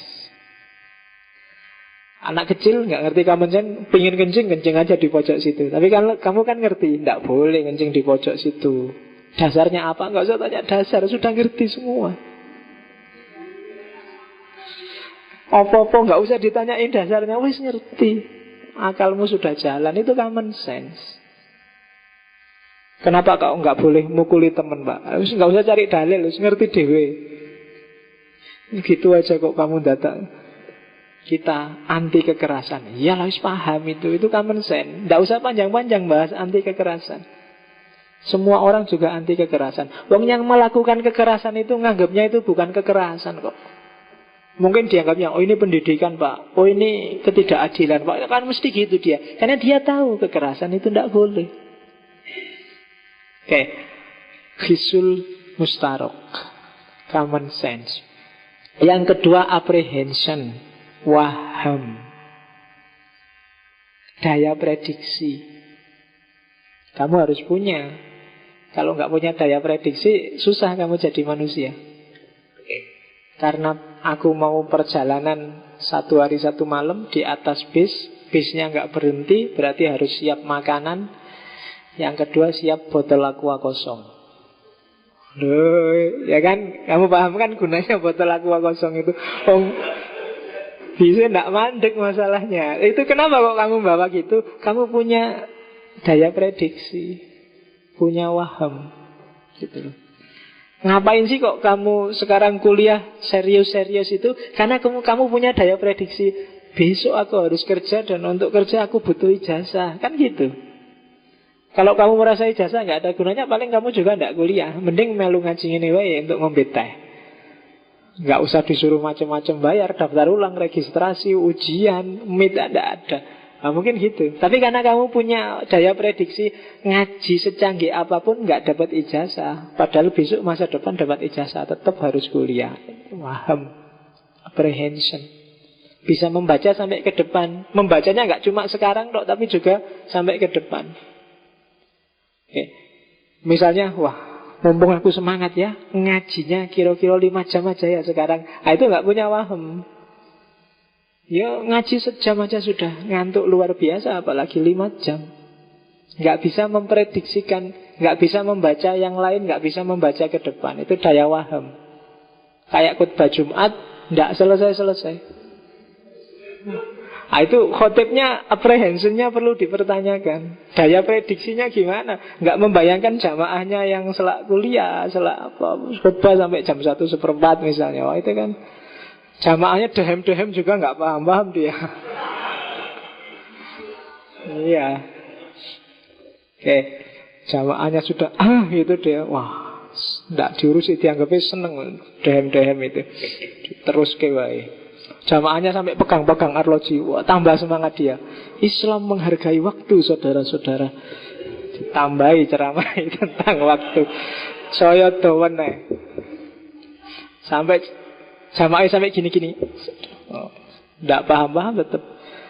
Khitan itu memang sunnah dalam Islam. Tambah tema lagi. Oke. Tidak bisa membaca. Ada orang kedap-kedap gini, dia nggak bisa memprediksi karepe apa to kedapku ya. Berarti daya wahamnya nggak canggih. Kayak kamu lagi, kan kadang-kadang kalau saya masuk kelas ada mahasiswa yang di depan lagi nulis-nulis apa di papan. Temannya, dosennya, dia cuek aja gitu. Begitu lihat, ada dosennya malu. Dia nggak paham. Kalau coba tadi dia tanggap dehemnya temennya, dia bisa selamat. Karena daya wahamnya nggak canggih, dia kena wis. Fantasi. Kalau fantasi daya khayal. Jangan salah, daya khayalmu harus hidup. Kalau daya khayalmu mati,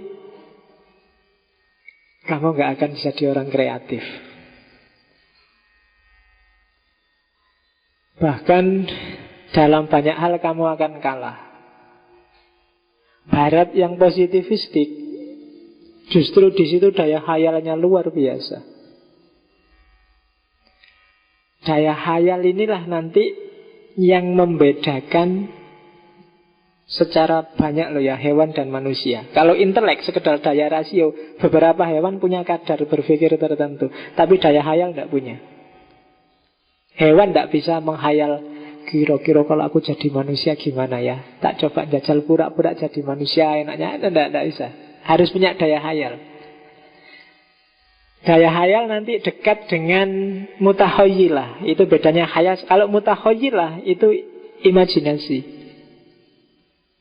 Kalau khayal itu bisa nggak ada dasarnya sama sekali. Kalau imajinasi itu menggabung-gabungkan pengetahuan yang selama ini sudah kamu miliki, kamu gabung-gabung jadi sesuatu yang baru. Itu imajinasi. Kalau khayal bisa ngawur sama sekali, tanpa perhitungan. Tapi juga penting. Kalau di Ibnu Arabi itu yang disebut creative imagination. Kamu harus punya daya imajinasi. Oke, misalnya bentuk gelas kok kayak gini ya, itu kan pakai daya imajinasi dulu bikinnya. Yang zaman dulu mungkin nggak seramping ini, mungkin agak besar kayak ember, itu sekarang ganti kayak gini, mungkin dulu kan gitu. Loh, itu kan hasil karya imajinasi. Begitu ini kok susah ya ngangkatnya, kalau tehnya panas gimana? Oh, dikasih pegangan. Nah, terus ada gelas yang ada pegangannya. Itu daya imajinasinya lebih tinggi berarti. Nah, itu khayal dan mutakhayilah. Orang perlu ini. Orang yang tidak punya daya khayal dan tidak punya daya imajinasi biasanya tidak bisa berpikir alternatif. Kaku, skriptural, nggak bisa membayangkan yang berbeda, nggak bisa diajak berpikir analogis. Dan itu berat. Biasanya orangnya ngamuan, tersinggungan. Iya. Kenapa? Cara mikirin delujur, lurus. Nada dasarnya kalau ngomong delujur. Tidak bisa diajak, agak variasi dikit. Itu kemampuan imajinasi. Kalau diajak nonton film dia nggak tertarik, karena dia tahu film itu bohong. Diajak nonton film, temennya nangis-nangis, dia ala gitu aja nangis. Itu kan cuma adegan film. Itu kan cuma bohong-bohongan, mesti gitu. Jadi creative imagination, mutakhayilah. Dan memahami simbolisme sangat diperlukan dalam agama. Simbolisme itu kan memahaminya pakai daya mutakhayilah ini. Surga, neraka, Siratul Mustaqim, jin, setan, semua barang gaib yang tidak bisa diakses oleh panca indera, satu-satunya pintu masuk kita adalah imajinasi dan khayal. Kalau nggak pakai itu kita nggak akan ketemu. Oke. Dan yang terakhir, ada memori. Memori itu hafalan, ingatan itu penting. Kalau manusia nggak punya daya zakiroh, daya memori, wassalam. Kamu nggak ingat kalau hari ini ngaji, kamu nggak ingat bahwa kamu itu posisinya di sini santri, bahwa kamu yang di ngajiin, bahwa saya yang ngaji misalnya. Terus lali kamu duduk di sini, kenapa lali? Oh, tak anggap saya yang ngisi, oh, ternyata bapak tuh kan, berat itu kan. Kalau kehilangan imajinasi kamu bisa jadi orang kaku, kehilangan memori, wassalamualaikum sudah. Ya kan? Sudah selesai. Loh, orang gila itu kan sebenarnya bisa mikir, satu-satunya yang hilang memorinya. Ya kan, dia rasional juga. Kalau jalan ya di pinggir jalan kan dia ngerti, karena kalau di tengah ketabrak terus dia, itu kan daya berpikir itu. Mbok anggap orang, coba lihat orang gila kan mesti melakukan yang pinggir, terus kan gitu. Imajinasi ya kadang-kadang punya imajinasi. Nggak punya celana ya kadang daun plastik resek dipakai loh. Itu kan daya imajinasi yang tinggi itu kan. Satu-satunya yang dia nggak punya cuma memori. Jadi lupa tadi kalau sudah pakai kresek. Oke. Dan yang terakhir, mutafakkiro, daya berpikir, daya analisis. Ini daya-daya jiwa yang menentukan kita masih manusia apa bukan, yang harus dijaga. Kita harus gradasi dari vegetatif, hewani menuju 5 daya ini. Di situ kuncinya dayanya manusia. Oke, selanjutnya ada ittihadul akil bil ma'kul. Ini sebenarnya lanjutan tadi dari harokah jauhariyah. Apa sih yang menentukan, apa sih kuncinya manusia bisa bergerak, melakukan gerakan yang substantif? Kuncinya adalah ada pada ilmu, ada pada ittihadul akil bil ma'kul. makul. Hubungan antara manusia dengan ilmu yang diserapnya. Katanya Mula Sadra, sebagaimana tubuh butuh gizi 4 sehat 5 sempurna sehingga kamu berkembang jadi besar, substansi dirimu, rohanimu, hakikat dirimu juga butuh 4 sehat 5 sempurna, namanya ilmu. Kamu bergerak kemana, seperti apa dirimu, apa yang kamu lakukan dan tidak kamu lakukan, gayamu sekarang kayak gimana, kuncinya ada pengetahuan apa yang kamu masukkan di kepalamu. Kalau kamu misalnya ya, contoh paling gampang hari ini, yang pro Jokowi sama yang anti Jokowi. Yang pro Jokowi tiap hari memasukkan informasi yang bagus-bagus tentang Jokowi. Kalau ada informasi yang jelek tidak dimasukkan, dianggap tidak bisa dipercaya. Dan itu kan mempengaruhi substansi dirinya. Dia jadi suka sama Jokowi, muji-muji Jokowi. Kebalikannya, yang tidak suka Jokowi, yang dicari tiap hari informasi yang anti Jokowi, yang ngeritik Jokowi. Kalau ada yang pro Jokowi, dia tidak percaya, ditolak habis-habisan. Yang anti Jokowi yang dimasukkan di kepala. Lahirnya apa? Ya perilaku anti Jokowi, ucapan yang anti Jokowi, gaya yang anti Jokowi. Apa gayamu sekarang tergantung apa yang kamu masukkan di kepalamu. Pengetahuan apa yang kamu masukkan di kepalamu, ilmu apa yang kamu masukkan di kepalamu. Kembali ke sini tadi. Kenapa tadi kamu lihat ini langsung ketawa? Berarti informasi yang kamu masukkan di kepalamu tentang barang seperti ini, itu ada hubungannya dengan itu tadi yang muncul di kepalamu. Jadi ittihadul akil bil makul isinya kayak gitu-gitu. Jadi sebenarnya gampang.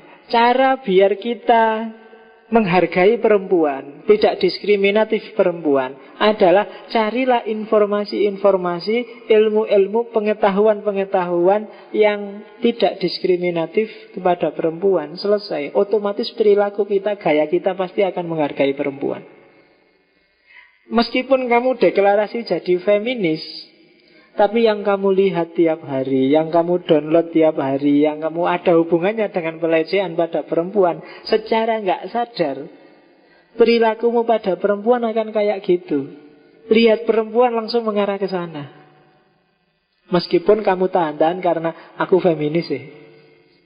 Padahal pikirannya juga sama ngeresnya dengan yang tidak feminis.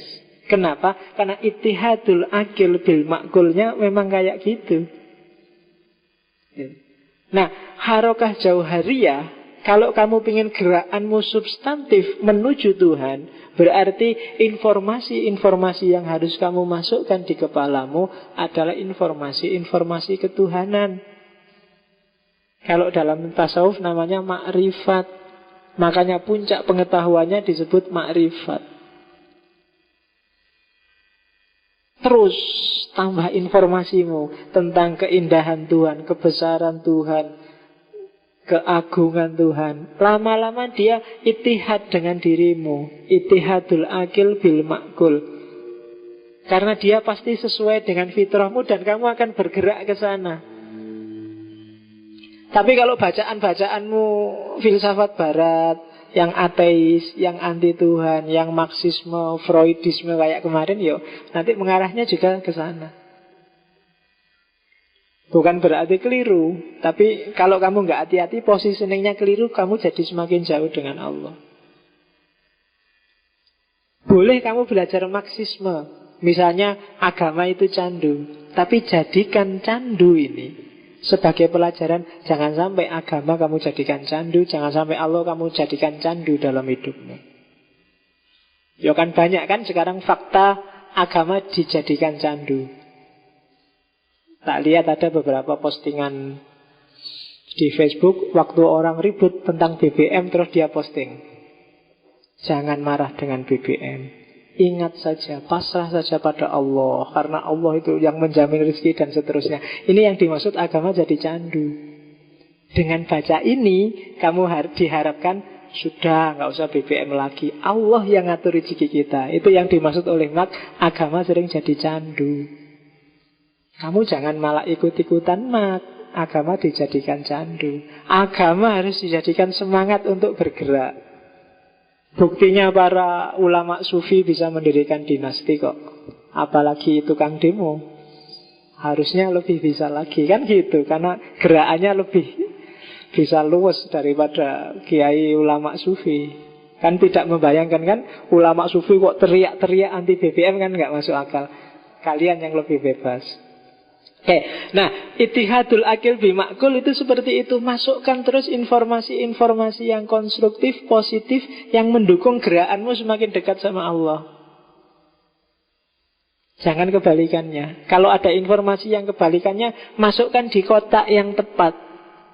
Masukkan di klaster kepalamu yang sesuai. Oh, misalnya Freud bilang bahwa agama itu cuma sublimasi seksual. Tapi menurut saya nggak begitu, karena agama caranya kayak gitu. Biar pemahamanmu tentang Freud tidak ittihadul akil bimakul. Seandainya dia harus bersatu dengan versimu, bukan versinya Freud, bukan versinya Nietzsche. Jadi kenapa? Karena informasi yang keliru akan bikin rohani kita sakit. Kayak tadi, kenapa sih kok kamu jadinya nggak rindu sama Allah? Karena terlalu banyak kamu ittihad dengan yang tidak perlu. Ittihadul akil bil makulnya keliru. Yang kamu persatukan dengan dirimu tidak pas. Persatukan dengan yang pas saja.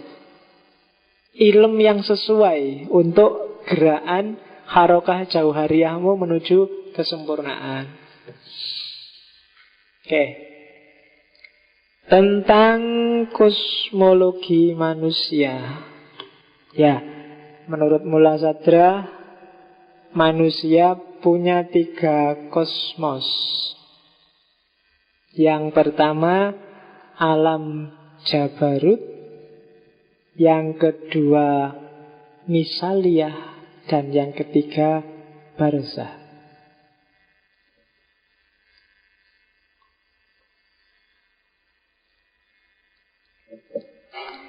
Alam Jabarut itu alam fisik. Tangan, kaki, hidung, mata, kumis, rambut, alam fisik. Kalau Misaliyah itu alam intelektual, rohani. Dan Barzah itu alam perantara.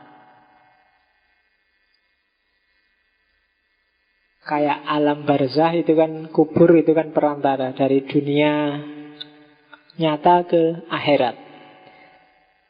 Barzah juga alam perantara antara alam nyata dan alam rohani.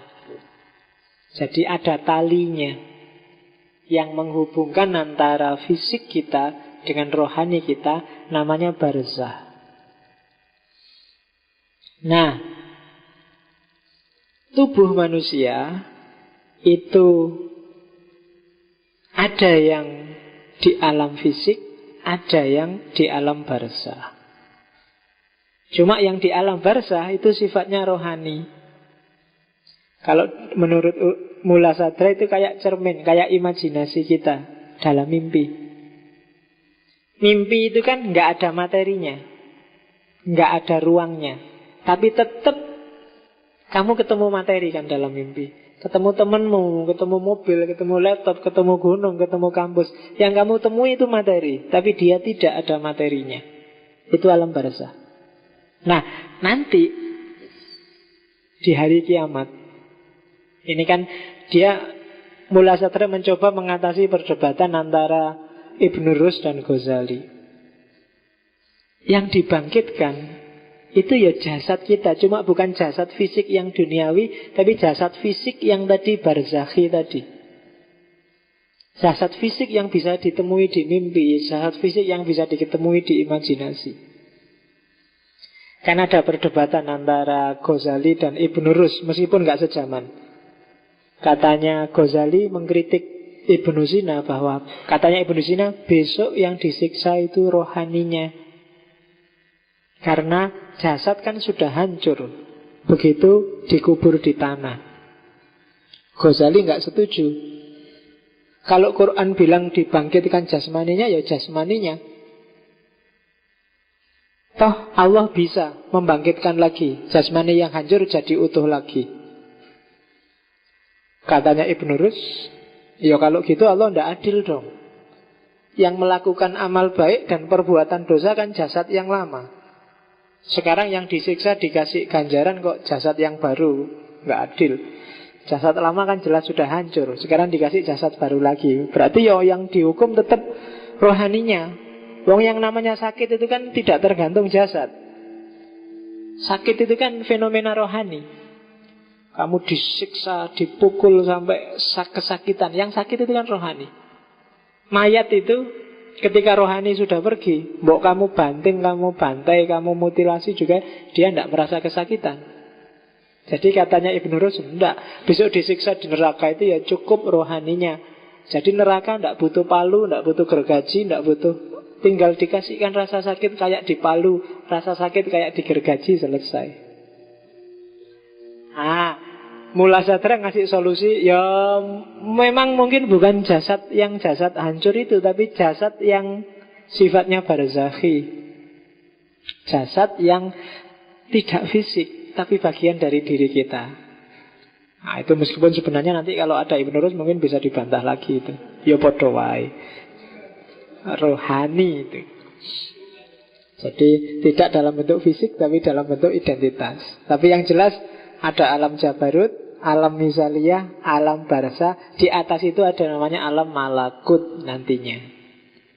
Sampai nanti puncaknya ya alam ketuhanan, alam Lahut. Oke, itu kosmologi.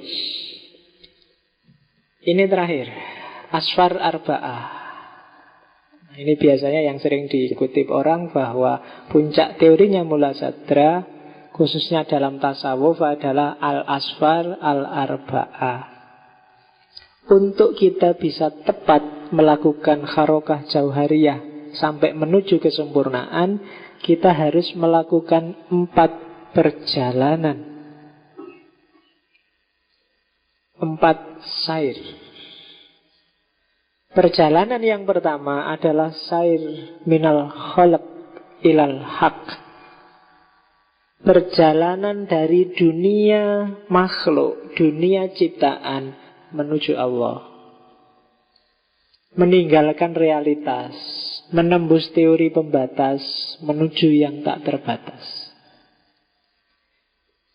Kita gunakan dunia makhluk sebagai kendaraan untuk menuju yang hak. Di perjalanan pertama, kita masih ada di dunia nyata, tapi kita bergerak mendekati Allah. Di perjalanan pertama, kita ketemu syariat, kita ketemu sholat, ketemu zakat, ketemu puasa. Ini adalah upaya-upaya untuk mengatasi realitas. Jangan terjebak di dunia ini. Jangan terjebak di dunia makhluk. Kita harus berjalan menuju Allah. Jadikan sholat, jadikan puasa, jadikan haji, jadikan realitas sekelilingmu sebagai pijakan untuk menuju Allah. Itu perjalanan pertama. Harus dilewati, tidak bisa diloncati. Kenapa? Karena kita manusia, kita makhluk. Kalau perjalanan pertama sukses, kita akan ketemu dengan perjalanan kedua. Sair bil haqqi fil haqqi. Ketika perjalanan pertama sukses, kan kita ketemu Allah sudah. Karena tadi menuju al-haq. Begitu kita ketemu Allah, mari kita nikmati perjalanan dengan Allah di dalam Allah. Biasanya ini yang dilakukan oleh para sufi. Uzlah, riyadoh, suluk, kasyaf, makrifat, ittihad, hulul, dan lain sebagainya lah, konsep-konsep sama. Itu kan perjalanan bil haq fil haq, perjalanan di dunia lahud, perjalanan di dalam Allah. Perjalanan kedua, setelah tadi kita nyampe di Allah lewat kendaraan pertama. Kalau kita sukses mengembarai dunia ketuhanan, saatnya kita kembali. Jangan berhenti di sana. Karena umat, masyarakat juga butuh pencerahan seperti kita. Perjalanan yang ketiga adalah sair minal haq ilal khalaq. Dari Allah menuju makhluk. Jadi kembali ke tengah semesta, namun batinnya sudah terikat oleh Allah. Melihat segala sesuatu sekarang sudah enggak tertarik lagi, karena yang ada di matanya hanya Allah. Jadi kalau sudah nyampe dunia Allah itu, dunia sudah enggak penting dan tidak menarik lagi. Begitu dia kembali ke makhluk, ya melihat segalanya adalah manifestasi dari adanya Allah. Sair minal haq ilal khalaq. Dan perjalanan yang keempat, yang terakhir, sair fil khalaq bil haq. Perjalanan di dalam makhluk yang sekarang sudah nyampur dengan makhluk, seperti tadi perjalanan awal, tapi sekarang Allah ada bersamanya. Kalau dia ngomong, Allah jadi mulutnya. Kalau dia jalan, Allah jadi kakinya. Kalau dia bergerak, Allah yang menggerakkan. Takhollak bi ahlakillah. Jadi sekarang beraktivitas bersama manusia sudah Allah yang ada dalam dirinya. Mewarnai dunia dengan cinta ketuhanan, membantu sesama berlayar menuju Allah. Karena dia yang sudah tahu alamatnya untuk ketemu Allah, maka sekarang melakukan perjalanan puncak. Sair fil khalaq bil haq. Biasanya kalau para sufi, perjalanan keempat ini wujudnya adalah mungkin bikin torekot, mungkin bikin lembaga, bikin yayasan, bikin perguruan, bikin pondok pesantren. Itu sair fil khalaq bil haq. Jadi ada 4 perjalanan. Yang pertama perjalanan menuju Allah, yang kedua perjalanan di dalam Allah, yang ketiga perjalanan dari Allah, dan yang keempat perjalanan dengan Allah. Nah, itu al-asfar al-arba'ah. Nggak usah tanya saya ada di mana, kita baru ancang-ancang mau masuk ke yang pertama. Nggak usah, saya ada di mana ya Pak? Alah, paling yang pertama aja belum kamu. Baru belajar untuk melakukan perjalanan pertama. Ya semoga kita ngalami perjalanan kedua. Syukur-syukur bisa ketiga. Dan alhamdulillah kalau sudah nyampe keempat. Harus diusahakan untuk menuju tadi. Caranya ya al-harokah al-jauhariyah. Gerakan yang substantif.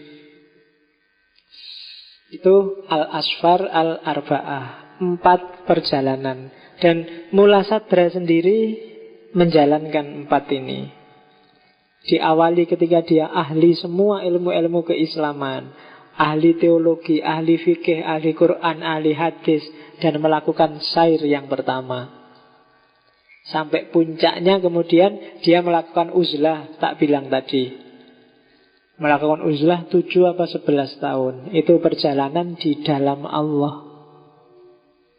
Kemudian dia kembali lagi, bikin sekolahan, jadi guru, membimbing orang, nulis kitab untuk menceritakan pengalamannya di dunia Allah. Itu perjalanan dari al-haq.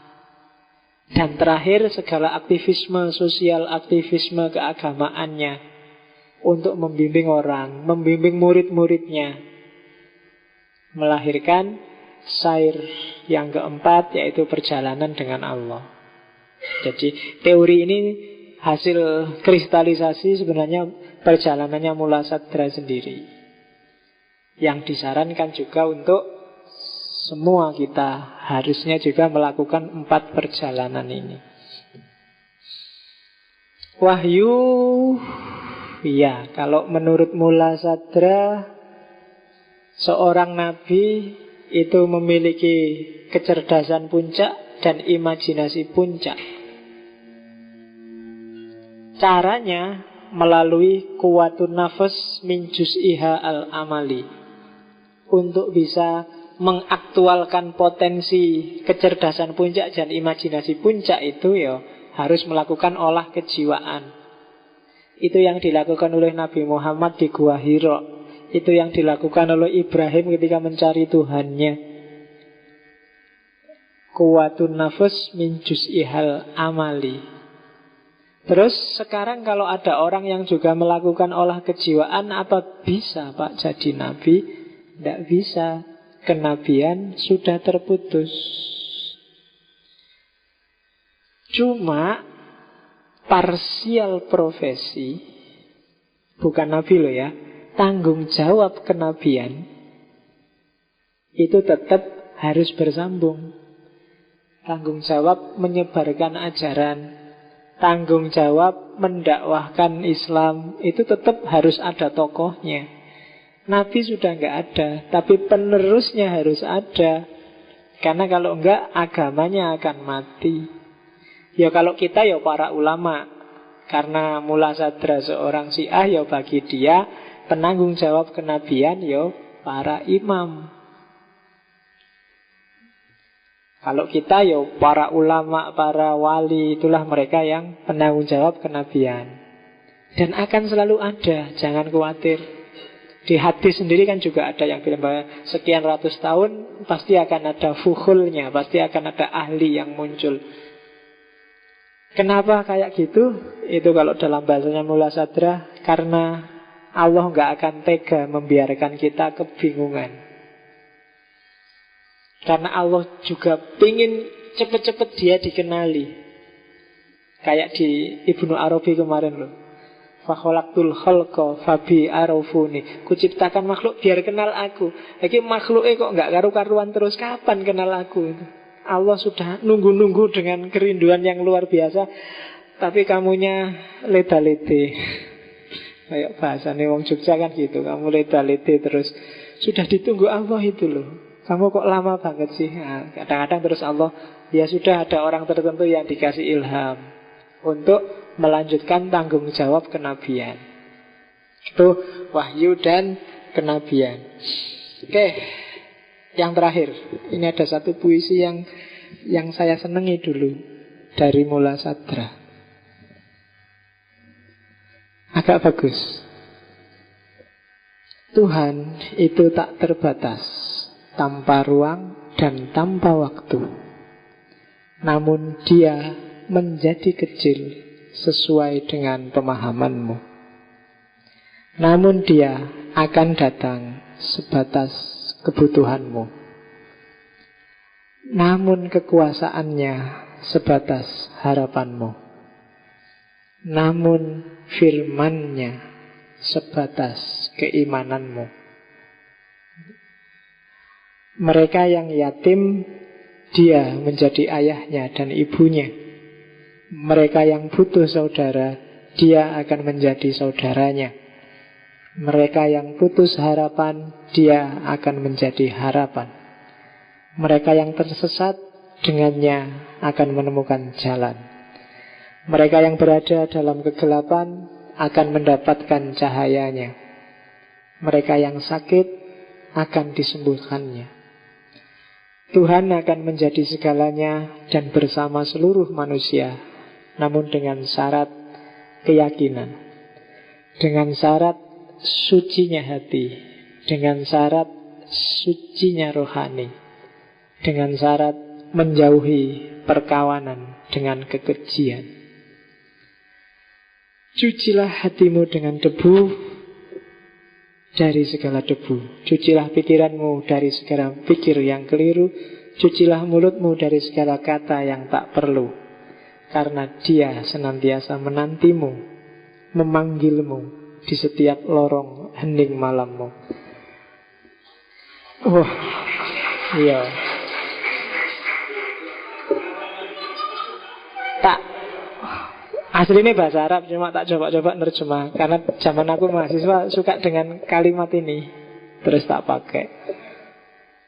Ya, semoga ada sesuatu yang kamu dapat dari puisi ini. Karena kuncinya sebenarnya satu, Allah itu tergantung kamu. Kedahsyatannya tergantung sedahsyat apa dia bagimu. Kekuasaannya tergantung apa, sekuasa apa dia bagimu. Maka tadi kuncinya sebenarnya kamu percaya apa enggak. Kalau kamu mintanya cuma, ya Allah 1 miliar aja deh, nggak banyak-banyak, ya kan sebesar itu seandainya dikabulkan. Dianggapnya Allah nggak bisa kalau 2 miliar. Kayak kamu misalnya, kamu sedang mau ujian, di rumah bapakmu sakit, ya Allah saya nggak lulus ujian juga nggak apa-apa asal bapakku sembuh. Emangnya Allah nggak bisa kamu lulus ujian dan bapakmu sembuh? Kok kamu negosiasi doanya kok nanggung gitu? Doa semuanya nggak apa-apa karena kekuasaan kebesaran Allah sejauh kamu yakini sebesar apa kuasanya dan kebesarannya. Oke, itu Mula Sadra. Iluminasi tradisi Persia saya akhiri sampai di sini. Minggu depan kita kembali ke barat, ke era postmodern. Jadi akan saya seling-seling barat timur, barat Islam, barat timur, biar kamu nggak nganggep satu-satunya yang benar itu barat atau satu-satunya yang benar itu timur. Karena filsafat itu agak tricky. Setiap kali kamu belajar tokoh atau klaster keilmuan filsafat, seolah-olah itu yang benar. Kemarin belajar Surawarti, wah iya Surawarti ini bagus benar. Sekarang Mula Sadra, lebih benar Mula Sadra, selalu gitu. Itu kalau saya mandek di barat terus, kamu akan jatuh cinta sama barat. Bagus ini barat, makanya tak selingi di Islam. Cuma kalau saya ngomong Islam terus, kamu akan, pengetahuan filsafatnya kan nggak akan update. Kamu akan terkungkung di masa lalu era Islam klasik. Maka tak kembalikan lagi ke barat. Dan akan tak bolak-balik kayak gitu. Biar kamu pikiranmu gak terjebak di klaster manapun. Tapi carilah hikmah yang relevan untuk hidupmu masing-masing. Ya, caranya gitu. Oke. Ada pertanyaan? Alhamdulillah gak ada. Iyalah, sudah jam 10 ya. Boleh ke email atau Facebook, atau ketemu saya kalau lagi nganggur, kalau mau ngobrol panjang. Anytime, kalau saya nganggur mesti mau. Oke, saya akhiri sekian. Insya Allah ketemu minggu depan di dunia barat postmodern. Wallahul muwaffiq, wallahu a'lam bishawab. Wassalamualaikum warahmatullahi wabarakatuh.